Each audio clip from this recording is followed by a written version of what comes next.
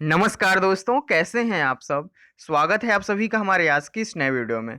जिन्होंने भी BCom entrance के लिए अप्लाई किया है, फिर चाहे वो इलाहाबाद विश्वविद्यालय हो या फिर बनारस हिंदू विश्वविद्यालय, ठीक है? आज उन सभी के लिए बहुत ही इंपॉर्टेंट क्वेश्चन मैं कराने जा रहा हूँ। दोनों ही लैंग्वेज में है, बाइलिंगुअल है।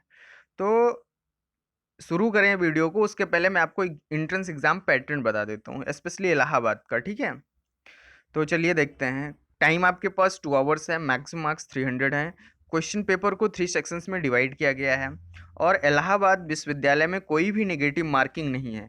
इसका मतलब ये है कि आपको पूरे और पूरे क्वेश्चन अटेंड करके ही आने हैं, एक भी छोड़कर नहीं आना है। टाइम मैनेजमेंट का ज़्यादा ही ध्यान देना है, ठीक है? बल्कि बनारस हिंदू विश्वविद्यालय में आपको नेगेटिव मार्किंग मिलेगी, ठीक है? नंबर ऑफ टोटल क्वेश्चन कितना है? 150 है and every question carry 2 marks. Total आपका 300 मार्क्स के पेपर होगा, ठीक है? पहला सेक्शन जो है वो लैंग्वेज और लैंग्वेज का होगा, जिसमें आपको इंग्लिश या फिर हिंदी के एक सेक्शन करने होंगे। या तो 25 क्वेश्चन आप हिंदी के कर लीजिए या इंग्लिश के कर लीजिए, ठीक है? 50 मार्क्स के। जनरल अवेयरनेस, इन सब पर मैं वीडियो अपलोड कर चुका हूँ, जाइए प्लेलिस्ट में देखिए, आपको मिल जाएंगे। उसके बाद इंस्टाग्राम पर फॉलो कर सकते हैं, वहाँ पर बहुत सारे प्रैक्टिस सेट, सिर्फ और सिर्फ प्रैक्टिस सेट, जिनके आंसर आपको बाद में मिलते हैं। एक दिन प्रैक्टिस होगी, दूसरे दिन आंसर आएगा, उसको जाके आप इंस्टाग्राम पर कर सकते हैं, नीचे डिस्क्रिप्शन बॉक्स में लिंक होगा। तो जनरल अवेयरनेस के 25 क्वेश्चन आएंगे, 50 मार्क्स के। कॉमर्स, ठीक है, इंटरमीडिएट लेवल की कॉमर्स होगी, 100 क्वेश्चन आएंगे, 200 मार्क्स के। कॉमर्स में क्वेश्चन कहाँ से पुटअप होंगे? अकाउंटेंसी से होंगे, फाइनेंशियल स्टेटमेंट एनालिसिस से होंगे, फाइनेंशियल मार्केट से होंगे, इकोनॉमिक्स, मनी एंड बैंकिंग से होंगे। मनी एंड बैंकिंग पे ज़्यादा फोकस करना है, ठीक है? बेसिक मैथमेटिक्स हो गया, बिजनेस ऑर्गेनाइजेशन हो गया, बिजनेस मैनेजमेंट हो गया, बिजनेस इन्वायरमेंट हो गया, इन सब से आपके क्वेश्चन पुटअप होंगे, ठीक है? कॉमर्स के जो 100 क्वेश्चन आएंगे, ये आपका लिंक है, यहाँ से फॉलो कर सकते हैं और आप प्रैक्टिस सेट जाके कर सकते हैं इंस्टा पे। तो चलिए पहला क्वेश्चन देखते हैं। Question number first, investments would score high only if there is a protection to. ठीक है, यदि कोई संरक्षण है तो निवेश उच्च स्कोर करेगा। कहाँ पे होना चाहिए आपकी protection? Real estate, preferred stock, government bonds, common stock. तो गवर्नमेंट बॉन्ड, ठीक है, करेक्ट ऑप्शन आपका क्या है? सी, ठीक है, अचल संपत्ति, पसंदीदा स्टॉक, सरकारी बॉन्ड, ऑम स्टॉक। तो क्या है? करेक्ट ऑप्शन आपका सी है। हिंदी में कोई प्रॉब्लम हो सकती है, लेकिन जो करेक्ट ऑप्शन होगा, मीन्स जो लैंग्वेज होगी वो इंग्लिश की परफेक्ट होगी, हिंदी में भी ट्रांसलेटेड है, तो कोई प्रॉब्लम हो सकती है इसमें। क्वेश्चन नंबर 2 देखते हैं। द लॉ, और जो है ये इसके ऑप्शंस देखिए, रियल एस्टेट क्या है पता होना चाहिए, इससे क्वेश्चन पुटअप हो सकता है। गवर्नमेंट बॉन्ड क्या है, इससे क्वेश्चन पुटअप हो सकता है, ठीक है? ये सब आपको पता होनी चाहिए चीज़ें, ठीक है? तो क्वेश्चन नंबर 2 देखते हैं। The law of scarcity, the law of scarcity क्या है? स्टेट, चारों ऑप्शन देखिए, फिर अगर पता है तो ठीक है, नहीं तो यहाँ पर आप क्या सब्सटीट्यूट कर सकते हैं, बेस्ट ऑप्शन को सब्सटीट्यूट कर सकते हैं, ठीक है? तो करेक्ट ऑप्शन क्या है? First is correct option. Law of scarcity क्या कहता है? Law states that the want of consumer will never be satisfied completely, ठीक है? बिखराव का नियम क्या है? कहता है कि उपभोक्ता की इच्छा कभी पूरी तरह से संतुष्ट नहीं होगी, ठीक है? करेक्ट ऑप्शन आपका ए है। क्वेश्चन नंबर 3 देखते हैं। To make a rational decision a person needs, ठीक है, तर्कसंगत निर्णय लेने के लिए एक व्यक्ति की क्या आवश्यकता होती है? To make a rational decision a person needs to, correct option आपका सी है, choices that are consistent with a similar goal every time, ठीक है? विकल्प जो हर एक बार समान लक्ष्य के अनुरूप होते हैं, ठीक है? कोई डाउट हो तो आप कमेंट सेक्शन या इंस्टा पर पूछ भी सकते हैं। क्वेश्चन नंबर 4 है, point out the false statement, point out the false statement. चार ऑप्शन, इसको जब स्टेटमेंट वाले क्वेश्चन आए तो उनको रीड किया जाता है, चारों ऑप्शन आप अच्छे से रीड करेंगे जब भी आपको किसी स्टेटमेंट को सही या गलत बताना हो। तो करेक्ट ऑप्शन क्या है? पहले चारों रीड करते हैं, फिर पता चलेगा कौन सा करेक्ट है कौन सा इनकरेक्ट है। A firm can buy its own debentures and shares, नहीं हो सकता। A company can issue convertible debentures, no. An organization can issue redeemable debentures, correct option आपका सी है। A business can issue debentures with voting rights, ठीक है, correct option आपका C है। तो नीचे देखते हैं क्वेश्चन नंबर 5। व्हिच ऑप्शंस, जिनको हिंदी चाहिए वो मुझसे में भी पीडीएफ वगैरह ले सकते हैं, उस अच्छे से पढ़िए, ठीक है? ज़्यादा टाइम ज़्यादा लगेगा अगर मैं दोनों लैंग्वेज बताऊंगा तो। क्वेश्चन नंबर 5 देखते हैं। Which options are not a feature of bearer debentures, तो करेक्ट ऑप्शन इसका सी है। The transfer of bearer debentures requires transfer deed, ठीक है, कौन से विकल्प बियरर डिवेंचर की विशेषता नहीं है? तो करेक्ट ऑप्शन आपका सी है, गा। क्वेश्चन नंबर 6 देखते हैं। Which institute supports investments and foreign trade in India?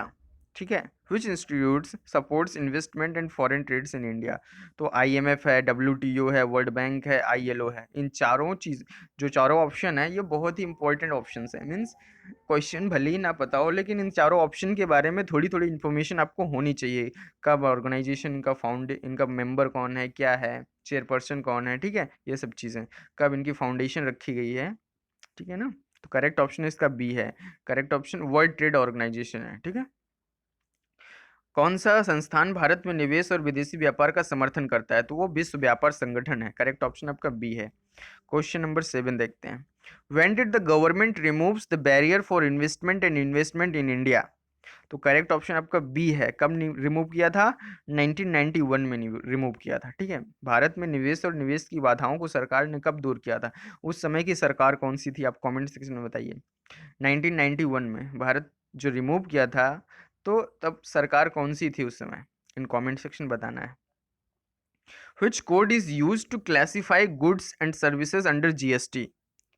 तो HSN कोड होता है, SAC कोड होता है, ठीक है, दोनों कोड्स होते हैं। अगर यहाँ पे क्या है कि दोनों चीज़ें हैं, ठीक है। करेक्ट ऑप्शन आपका बी है। तो नेक्स्ट क्वेश्चन, क्वेश्चन नंबर 9 देखते हैं। What does I in IGST stands for? सबको पता है, नॉर्मल सा क्वेश्चन है, ठीक है। नेक्स्ट क्वेश्चन, बी इसका correct option, I stands for integrated. Question number 10 देखते हैं। To have an effective delegation is important to have a responsibility along with authority, ठीक है। करेक्ट ऑप्शन क्या है? अथॉरिटी। क्वेश्चन नंबर 11 देखते हैं। Grouping of activities on the basis product lines is a part of.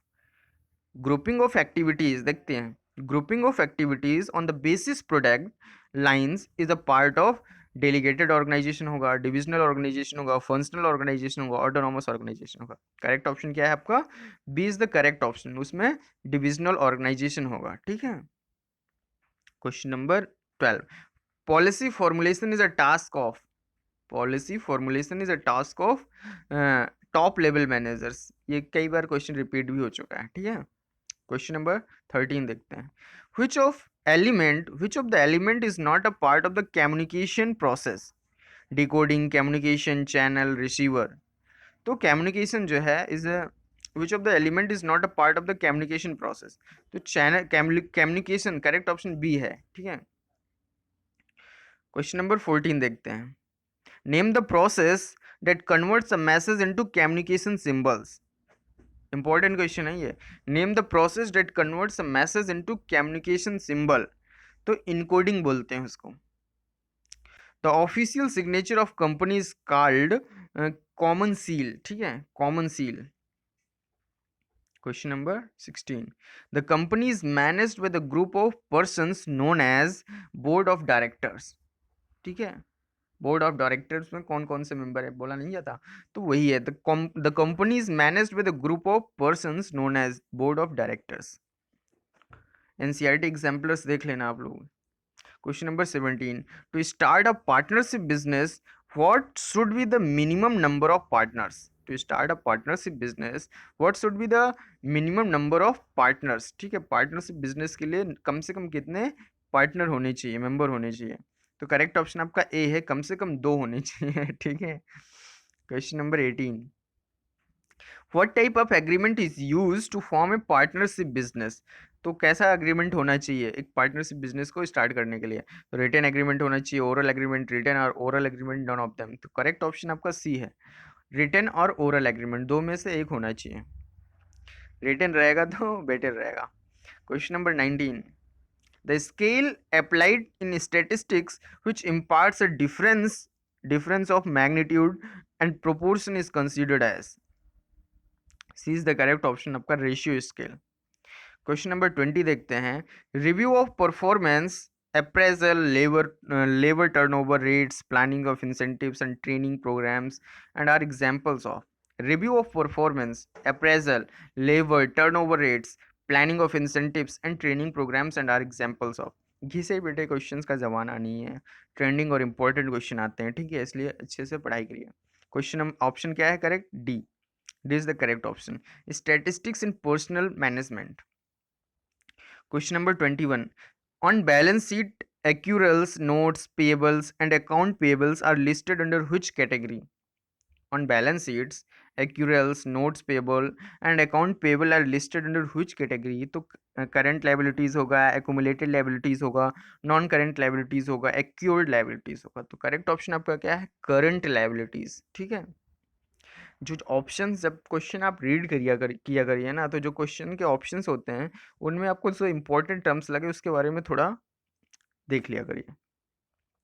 Question number 22 देखिए, inventories, cash and equivalents and accounts receivable are listed as.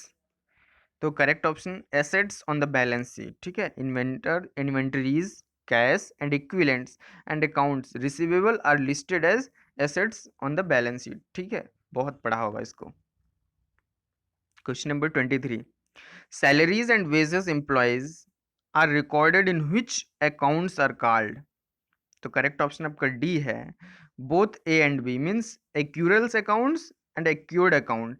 आपको ये नहीं पता होगा कि एक्यूरल्स अकाउंट, इस पे भी क्वेश्चन आ सकते हैं, accruals accounts and accrued expenses पे, ठीक है? करेक्ट ऑप्शन आपका डी है। TRIPS, trade related aspects of intellectual property rights, ठीक है? ट्रिप्स का फुल फॉर्म है TRIPS, trade related aspects of intellectual property rights. ये कब आया था आपको बताना in comment section. Agreement is administered by, ठीक है? करेक्ट ऑप्शन आपका सी है, वर्ल्ड ट्रेड ऑर्गेनाइजेशन, WTO।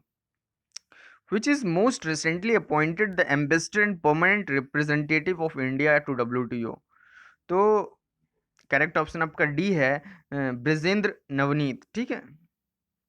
तो ये था आज का वीडियो। कोई डाउट हो तो कमेंट सेक्शन में आप अपनी क्वेरी कर सकते हैं, इंस्टाग्राम पर हमसे मिल सकते हैं, पूछ सकते हैं, ठीक है? और जो बच्चे जिनके यहाँ सर्वर इशू या कोई प्रॉब्लम है तो व्हाट्सअप कर दें, मैं उनको PDF वगैरह भेज दूंगा, ठीक है? तो ख्याल रखिए, पढ़ते रहिए, मिलते हैं नेक्स्ट वीडियो में।